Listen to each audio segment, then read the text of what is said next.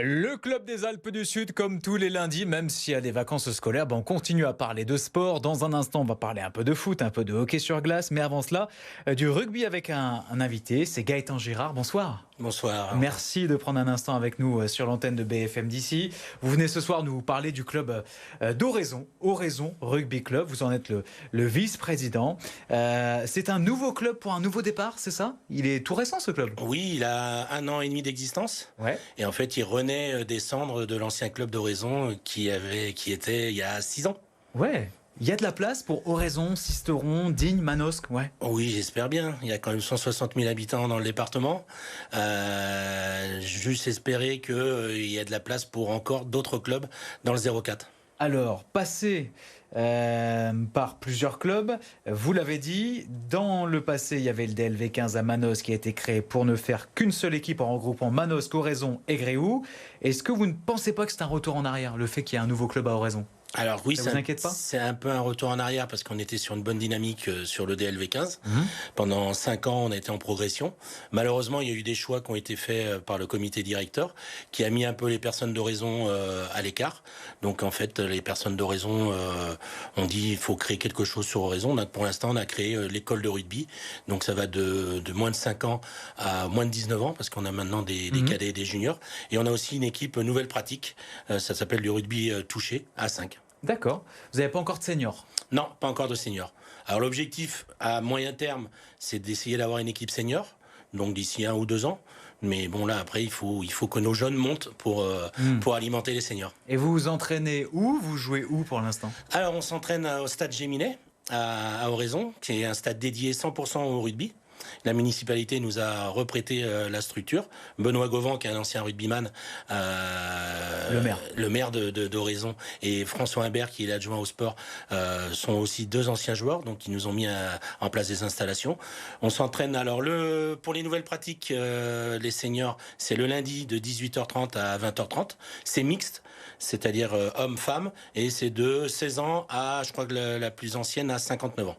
Voilà. D'accord. Et c'est une bonne dynamique parce qu'on est déjà 40 licenciés sur les nouvelles pratiques.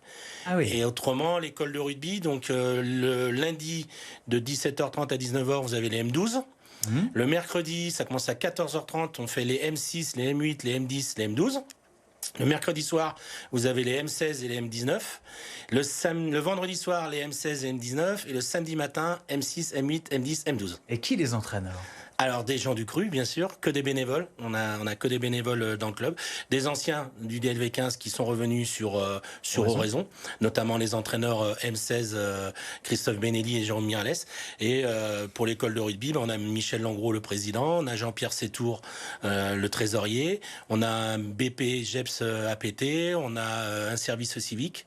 Donc l'avantage, c'est que on est pour l'instant une petite structure, parce qu'on va arriver, j'espère cette année, une centaine de licenciés. Centaines de licenciés, ce qui est quand même pas mal depuis en 2 ans. On va à peu près doubler les effectifs cette année. Et l'intérêt, c'est de former des nouveaux, des parents qui s'intéressent.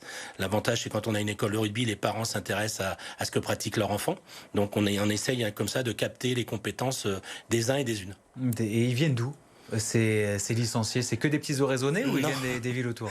Non, ça vient d'Oraison, Villeneuve, beaucoup de Villeneuve, La Brianne. C'est vrai que notre zone, nous, c'est vraiment autour d'Oraison et de Villeneuve. On a des gens de Vols aussi qui viennent nous rejoindre. Après, concernant les M16 et M19, ça vient un peu plus loin. On a des forts calcairins aussi qui viennent parce que l'intérêt, c'est justement ce qu'on disait tout à l'heure, c'est d'avoir le maximum d'écoles de rugby pour éviter justement ces déplacements. Alors sachant que dans le passé, le club s'est arrêté pour ne former qu'un avec Manosque et Gréoux. Est-ce qu'il n'y a pas un risque de voir ce nouveau club qui donne envie fermer ses portes et ses vestiaires, son clubhouse dans quelques années pour retourner avec Manosque quand ça se sera arrangé là-bas? Non, je pense pas. L'intérêt, c'est, je pense, objectivement, de maintenir une école de rugby sur toutes les zones géographiques.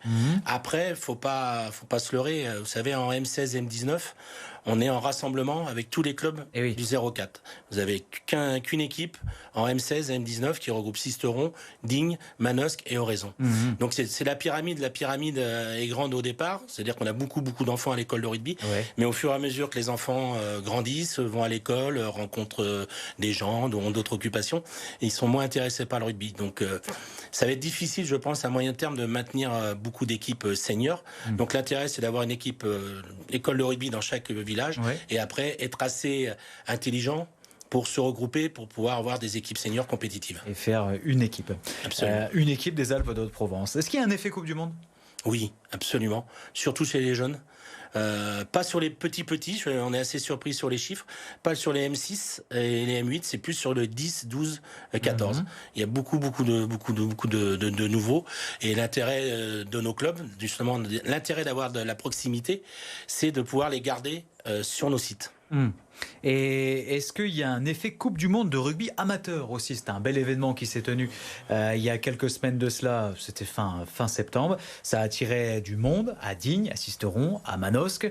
Est-ce que ça aussi, ça a fait du bien ? Les gens en ont parlé ? Vous l'avez ressenti sur le terrain ? Oui, de toute façon, les médias font le sport. Je veux dire, moi, quand on parle de rugby à la télé, j'en suis content. Même quand la France perd, malheureusement, il y a une volé par l'arbitre. Voilà. On va dire pas favorisé par l'arbitre. Je l'ai dit, c'est tout. Mais après, non, mais évidemment, qu'il y ait des matchs, qu'il y ait des équipes de l'extérieur qui viennent jouer sur nos départements, c'est toujours un plus, c'est toujours bénéfique. Moi, j'ai eu l'honneur d'aller voir des matchs à Manosque, à Digne, à Port-de-Bouc. Quand on voit les petits qui viennent faire demander des autographes, échanger une casquette, toucher le ballon, c'est peut-être des futurs rugbyman ou woman qui feront les équipes prochaines. Alors, le rugby est prôné pour ses valeurs, pour autant parfois des parents et supporters dérapent en tribune. C'est courant dans le Var, ça arrive régulièrement, moins chez nous. Oui, beaucoup moins. On a une fibre rugby, mais on a beaucoup moins d'incidence autour des stades. Et on fait tout pour éviter ce genre de problème. Vous avez parlé des filles, là, brièvement. Il y a des filles qui jouent au rugby aussi chez nous ? Oui, heureusement, il y en a de plus en plus de filles. Là, l'objectif du comité départemental, c'est d'essayer de favoriser l'existence d'une équipe F15, c'est-à-dire des moins de 15 ans. D'accord. Parce que le problème, c'est que jusqu'à F15, les filles jouent avec les garçons. Dans les mêmes équipes. Ça s'appelle les M14. Et après, elles n'ont pas la possibilité, elles sont obligées de jouer qu'entre filles. Donc l'intérêt, c'est de regrouper toutes les filles qui sont intéressées pour faire du rugby sur Sisteron, sur Digne, Oraison et Manosque, essayer de faire une équipe départementale. Chose qu'on avait fait il y a quelques années et nos équipes avaient de très bons résultats. Bon, affaire à suivre. Merci beaucoup Gaëtan Girard d'avoir été notre invité et puis longue vie donc au club de rugby d'Oraison. On parle encore de sport et de foot cette fois-ci. La défaite de Manosque face à Gap en ce dimanche après-midi. Le Gap Foot 05 recevait l'EP Manosque pour le premier tour de la Coupe Méditerranée. Score final 1-1 avec de belles choses des deux côtés. C'est au tir au but que la décision allait se faire. Un duel remporté par les Gapençais avec 2 pénaltys arrêtés par le portier Pierre Servat qui amène les siens au deuxième tour de la compétition. Tenez, du côté de Digne-les-Bains, cette fois-ci, l'avenir du club de foot est assuré. Au CA Digne 04, victoire des U13. Imaginez un peu en amical samedi à Puricard sur le score de 11-0. Qui a dit que les Basalpins jouaient moins bien au ballon que les Sudistes ? Félicitations à nos joueurs et au coach du CA Digne 04. Et puis, un mot de nos rapaces de Gap, du hockey cette fois-ci pour finir. Après une belle victoire vendredi contre Rouen, le second match d'hier a été plus difficile pour les Gapençais qui n'ont franchement pas démérité. Score final 2-1. Retour sur la partie avec nos confrères d'RMC Sport. Vendredi, le large succès en terre rouennaise laissait espérer un envol définitif après un début de saison catastrophique. Mais la prestation d'hier, lors de la revanche contre Rouen, a démontré que le travail allait être long pour Éric Blais et son staff. Devant une Alparena garnie de plus de 2000 spectateurs, tout s'est joué dans le deuxième tiers-temps. Rouen prenait alors l'avantage à la 26e minute. L'égalisation de Tuomas Vartianen 10 minutes plus tard a été une joie de courte durée puisque les visiteurs reprenaient un avantage définitif dans la foulée. 9e revers de la saison déjà pour les Rapaces.